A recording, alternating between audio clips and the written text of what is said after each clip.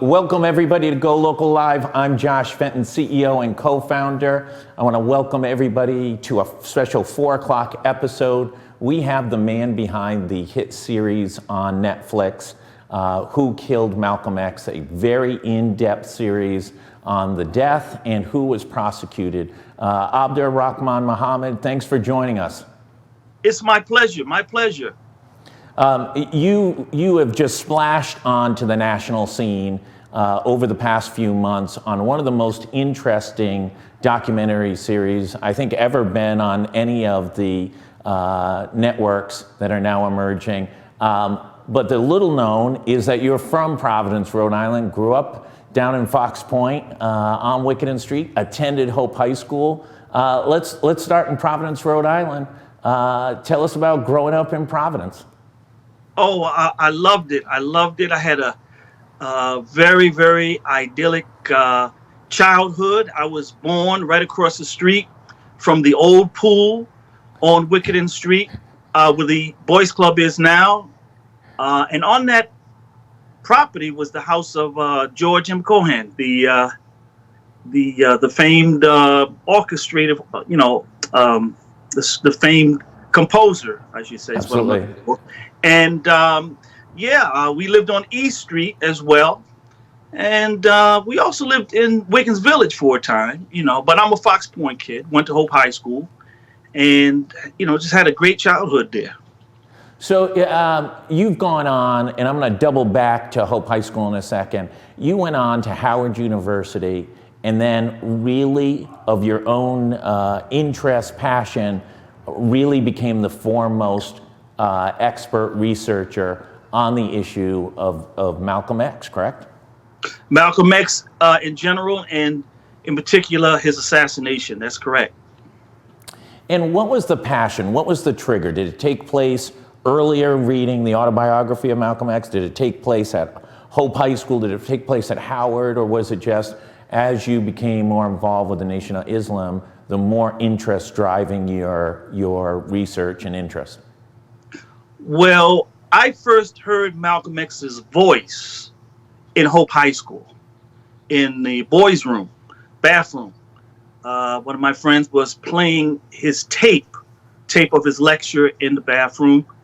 And I had just had a very unfortunate incident with the police that really traumatized me, I would say. And I was trying to make sense of that experience, and Malcolm X was saying the things that resonated with me and spoke to that experience.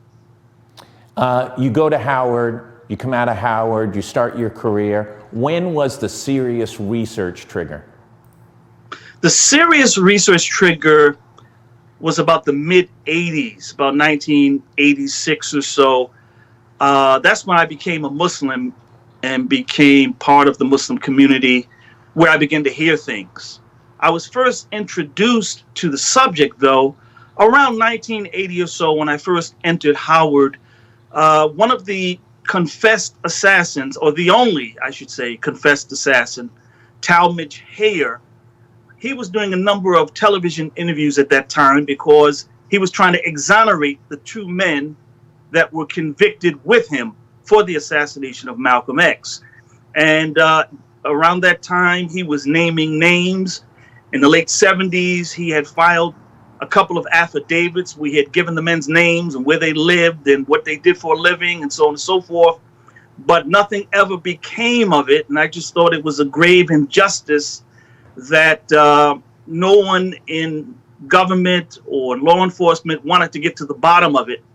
But it was really around the middle 80s, again, when I became part of the Muslim community, where I began to learn things and pick up facts here and there that allowed me to put the pieces together.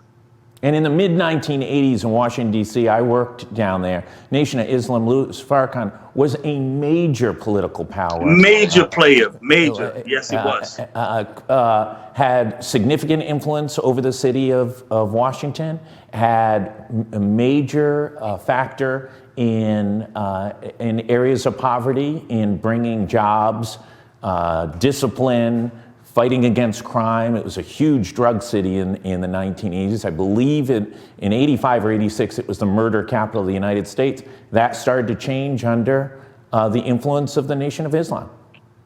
Well, they actually formed a security agency, and they started patrolling some of the rougher areas in the neighborhood, and they received quite a bit of acclaim for that. And in fact, Minister Louis Farrakhan used to speak on the campus of Howard University quite a bit in those days. And he was really, a phenomenal orator. You know, you can't take that away from him, whatever you think about his views. And we could have a whole conversation about that. But no one can deny that he's a very charismatic and powerful speaker. And you're right, during the 80s, during the crack era, it was just an awful time, and he played a major role in trying to clean up the neighborhoods there. You're de facto an investigative journalist of your own effort. When did you know? We sort of know it as when we do big stories. When did you know? Aha! I think I'm getting the thread that's going to start pulling this all together. I would say it was really the middle 90s moving up to the 2000s. And that's because, one of the people that we mentioned in the series, the shotgun assassin, his name was William X. Bradley. He had been released from prison in 1998. He did a long stretch from the middle 80s all the way to the end of the 90s, 1998, when he was released from prison. And around that time, I was very active in the Muslim community, and I started hearing, this man had come home, and I was meeting certain people that, knew these 5 assassins. There were actually 5 assassins that were involved. It was a hit squad that was sent after Malcolm.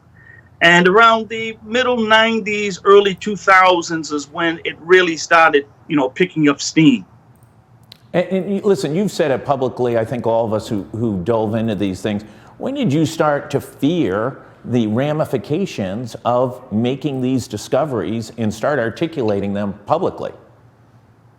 Well, as long as I was, in a sense, anonymous, I wasn't that worried, because I wasn't a well-known personality. I wasn't famous. I was just a working class guy, and I was really unknown. So I was able to ask the kind of questions that I needed to ask. When I really got worried, so to speak, is around 2010. That was when I crossed the precipice. I published an article where I identified the man who pulled the shotgun. It was the first time in history that the world had ever seen his face. And I had to think long and hard about whether I wanted to do that, because I knew at that point that I was crossing a line, and it no longer, involved my safety, but the safety of my family and, my mother and brothers and sisters there, and, East Providence, we're dealing with some very dangerous people here. And for many, many years, I wouldn't even put my family on my Facebook page or anything like that, because I knew that there was a reason why it took this many years to get to the bottom of this issue. It's because it was very dangerous. It would be the equivalent of, say, a private citizen investigating Raymond Patriarca, so to speak. All right. Absolutely. That is not the task of a private citizen. Law enforcement investigates the mafia. Anyone else, it's none of their business. Just leave it alone. There's nothing good that's going to come out of that. And that's what it was in dealing with these Muslims here in the Newark community. It was something of a criminal organization. By the time the Nation of Islam, was dismantled, its first iteration, I should say, it was dismantled in 1975. These were some very, very dangerous people with, it had no compunction at all about hurting people, killing people. So when I published that article, that's when it really got serious. That's when I had to move. That's when I had to protect my telephone number, and I had to stop moving in certain places. And that's when it really got serious. What was the reaction? You come out with that piece. It's controversial. It's groundbreaking. Who is this guy even to make this utterance, right? You weren't an investigative journalist for the New York Times or the Washington Post. You were, a guy who graduated from Howard and had delved into this. What was the initial reaction, both in mainstream media as well as within the community? Well, you're right. It set off a firestorm. It set off a firestorm because I was unknown. Everyone was trying to ascertain what university I was a professor, where was I tenured, what organization is he affiliated with, what institution is he affiliated with, and I was almost a complete ghost. Fox Point Elementary School, right? Fox That's Point what you should have said. Elementary School. That's right. Hope High School. So it set off a firestorm, especially in the city of Newark. And after that, my name started to become more associated with this story. It circulated in, scholarly circles, but I was still something of an unknown to the general public.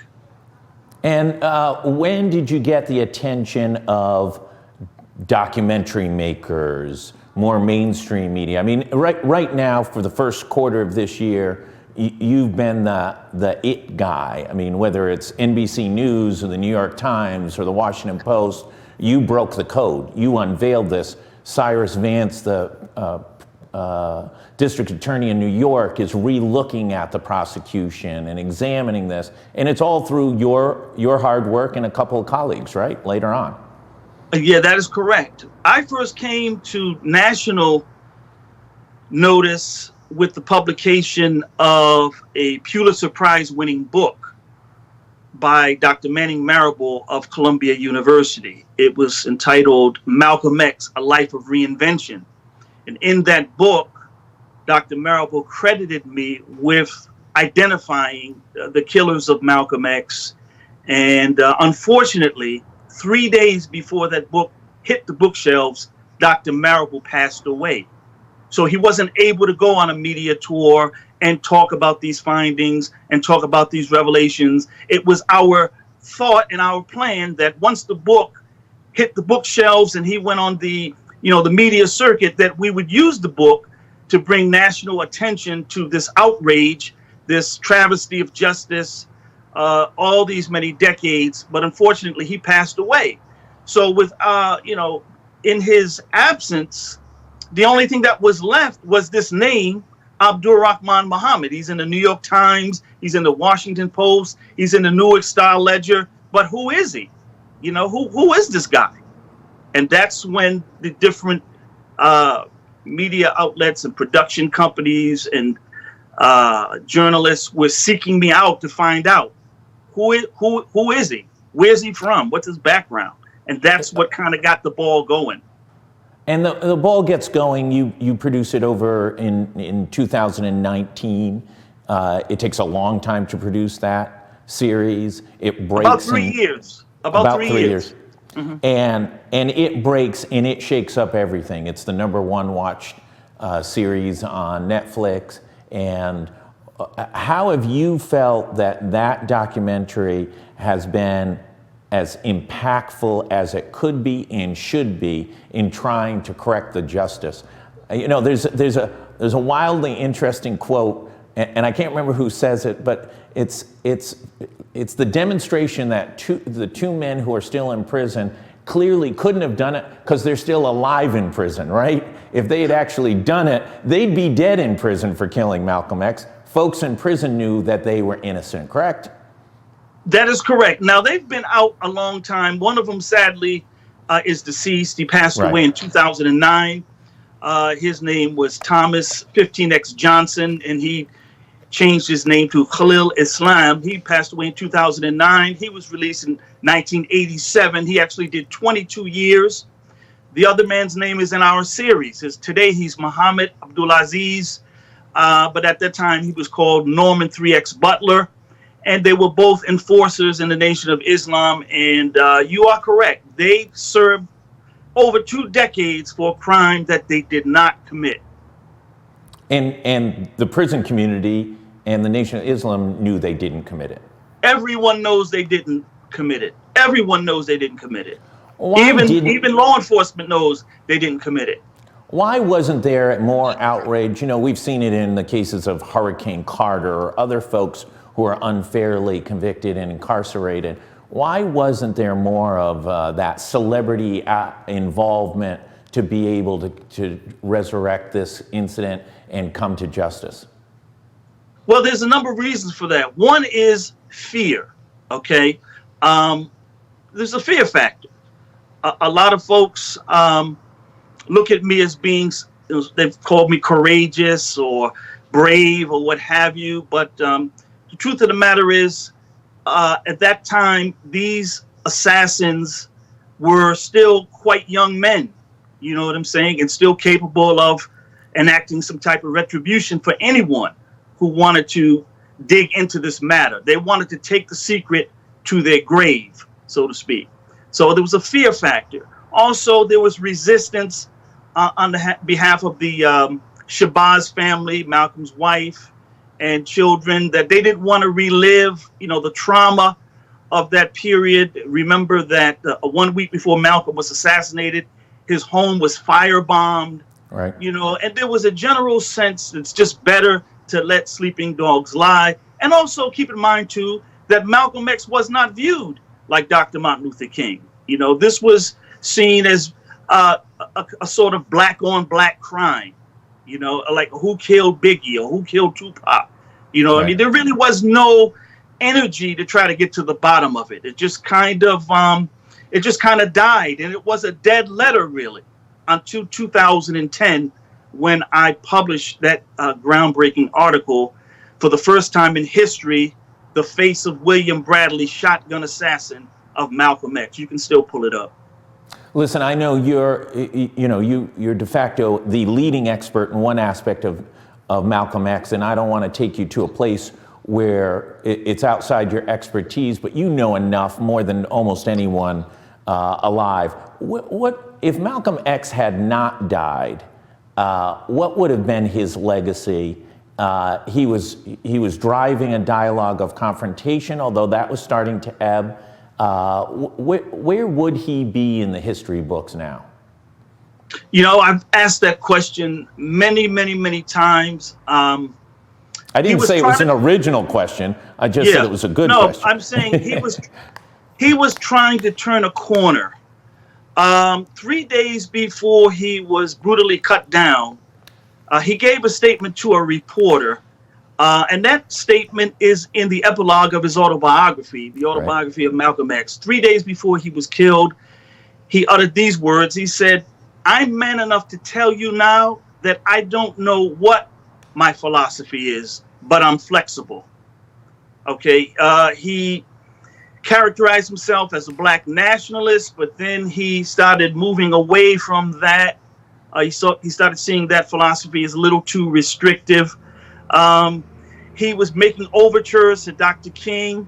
He wanted to become something of a mainstream leader. Now, I know that there's many black scholars and activists who will take issue with that. They would tell you that his legacy was a militant struggle, like, for example, the Black Panthers or these black radical groups that appeared in the 70s. They believe, and they will swear up and down, that that's where Malcolm was going. I don't read his life that way. I think he was trying to become more mainstream. And, he probably would have built some type of coalition type organization. But it's very, very difficult to say. It really is. Where does all this go now? Obviously, the DA, Cyrus Vance, is looking into this. Where do you see, based on a tremendous amount of new evidence that you uncovered, where do you see this going? Well, before the coronavirus, we were in hot pursuit of seeking this exoneration of Muhammad Abdulaziz, Norman 3X Butler. He's 81 years old. And, the Innocence Project has got involved. I've spoken to Barry Scheck, and we were amassing the kind of new evidence that would be required to make that happen. And so I suspect that this will happen, and I'm hopeful that it will happen. The man is 81 years old, and now we're worried about this coronavirus. We want him to live long enough to see this exoneration. So should that happen, it will be absolutely seismic. We've already corrected the historical record. The only thing that's left now is that this man's name be cleared, and Thomas 15X Johnson, clear Islam, so that their families and their posterity don't have to live with this burden and this stigma and this false charge that their father, grandfather, uncle was the murderer of Malcolm X. I want to go back to Providence. Growing up, you attend Hope High School. I spoke to your brother, Keith Oliveira, who's one of the leaders in education in the state of Rhode Island. And he told me the story of when you were thinking about going to college and spoke to a member of the faculty at Hope High School, the guidance counselor. Oh, boy. And you said, I want to go to Howard University, the preeminent all-black college in the United States.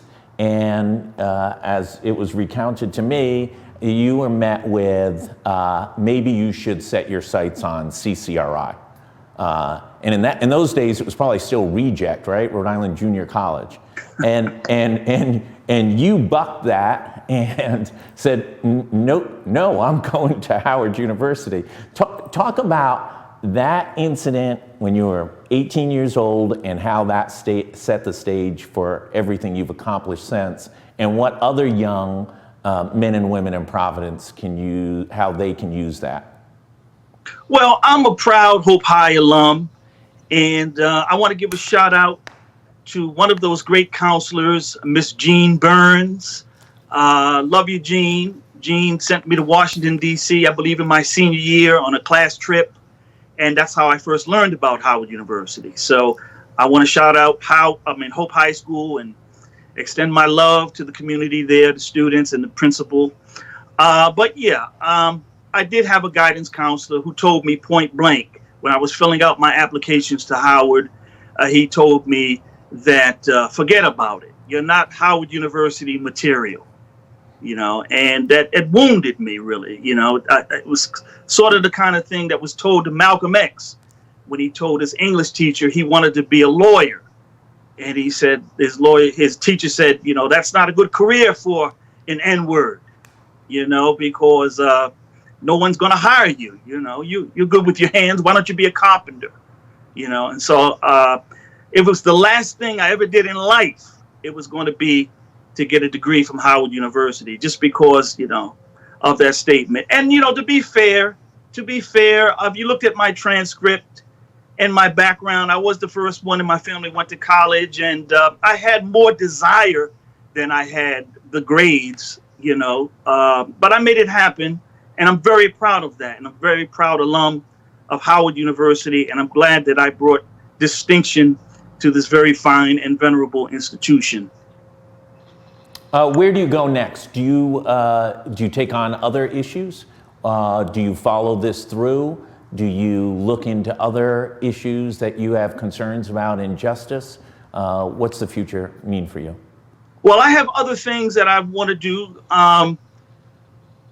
Hopefully, we think there will be a season 2 where we're going to explore issues related to the trial of these men and how the case was built.